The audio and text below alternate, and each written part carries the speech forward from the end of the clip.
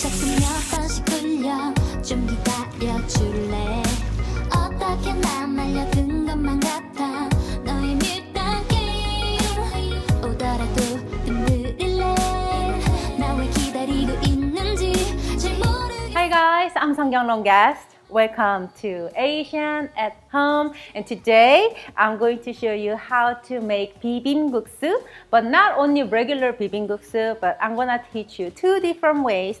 One, the classic red sauce, spicy and tangy and sweet, delicious Bibim Guksu, and the other one is Ganjang Bibim Guksu, which is a soy sauce based. So this is not spicy, so you can actually make this for your little kids or for people who cannot enjoy spicy food. You can definitely serve this to them. They will love it. And these both are perfect sided dish when you're throwing a barbecue party. Everybody gonna digging in this. So let's get started. First, I'm going to show you how to make Ganjang Bibim Guksu. It's a soy sauce based one.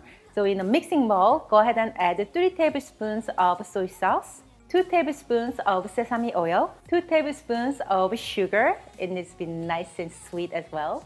1 tablespoon of sesame seeds, 2 tablespoons of rice vinegar. If you don't have a rice vinegar, any vinegar that you have in your house will work.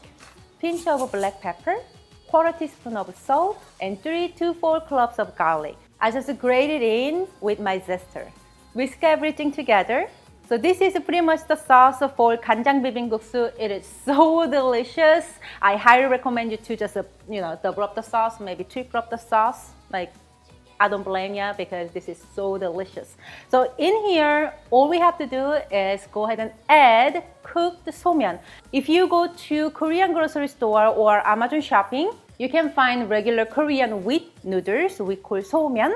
There is also gluten-free option for this someon noodles. I know some of you guys are been asking me, Seonkyoung, can you make gluten-free recipe? But soy sauce has gluten, so I don't know what I'm talking about. So anyways, I just wanted to throw out that noodle for you. It's not sponsored, I just wanted to give you the information, okay? But today I'm gonna use gluten with someon noodles because I love that. So into the boiling water, go ahead and add all the noodles. What I'm cooking right now is actually 400 grams because I'm gonna show you the spicy one after this. That's why it looks a lot, but for this sauce amount that I just showed you, 200 grams of the someon, the noodles, will be perfect. Cook the noodles following the direction of the package. So one of the tricks to cook this noodle is when the water is about to boil over, then go ahead and add a little cold water and let them calm down. And repeat this process 2 to 3 times. So this way the noodles will be a lot nice and chewier texture. When the noodle is done cooking, go ahead and strain and rinse it with running cold water to get rid of excess starch.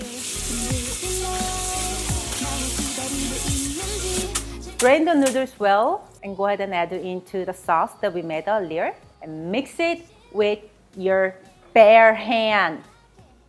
I know some of you probably you're not wearing gloves, gross. In Korean, we call this 손맛, taste of the hand. This is like a magic ingredient. Transfer the noodles to serving bowl. Garnish with some sliced serrano, only if you want a little spicy kick, okay? If you're making this for people who cannot eat spicy food, do not add it. I just decided to add it because it's perfect. It's for my taste, it's perfect. And some cucumbers, and place medium boiled egg right on top, carefully.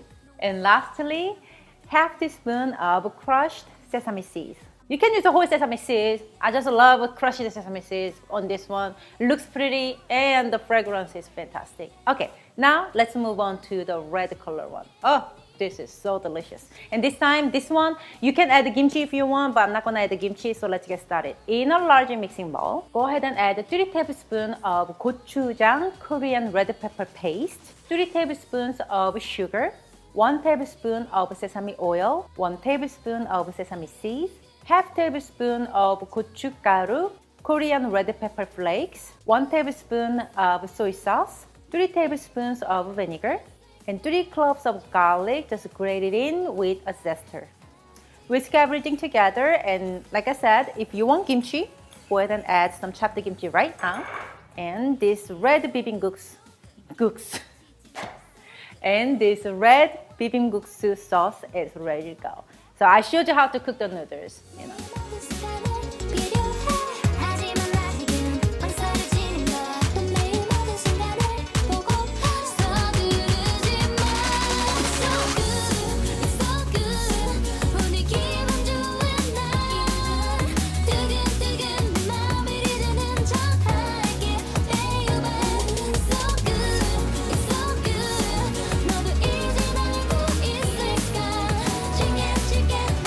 Sadly, we do not have a mukbang scene for this recipe, so I know, you guys probably wanted to see me and everybody slopping noodles in front of a camera, but whenever we made it, we just killed it and it's gone.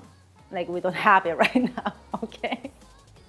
Sorry, but please understand. But thank you so much for understanding. But if you liked this, my bibimbap recipe, the soy sauce version and gochujang version, please give this video a thumbs up. And subscribe my channel for more inspirations and idea of Asian home cooking. Thank you so much for watching me today. And remember, you can always cook Asian food at your house, making it easy and fun.